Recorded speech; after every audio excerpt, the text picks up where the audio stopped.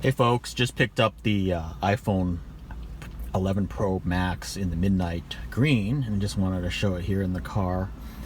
And this is the Apple Clear case for it. Now I apologize for any street noise you're going to hear in this video. I'm recording this while I'm sitting in my car and it's really hot out, so I have to have the windows open, but there's a lot of traffic.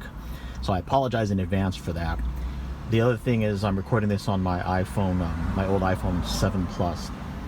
Anyway, I'm not real sold on this case, this clear case. I wanted to get the clear to show off the midnight green color, but as you can see, it kind of fingerprints really easily. It does feel really good in terms of silicone cases, clear silicone cases.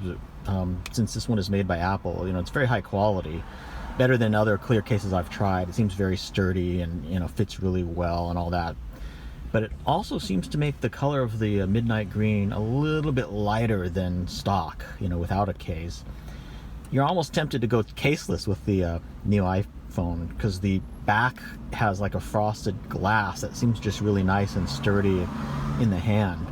So I'm not real sold on this case, but because I do use the iPhone quite a lot, like attached to my car in this clamp here, or in like a tripod and things like that, and I'm pretty active, I just feel that I need a case because if I drop it, I don't want to damage my over $1,000 iPhone. But anyway, just wanted to do a first look and just show it off in person, in the flesh. And as you can see here in this sort of natural light in the car, you can kind of see the color of it or what it looks like with the case on. Again, this is the Apple Clear case for it.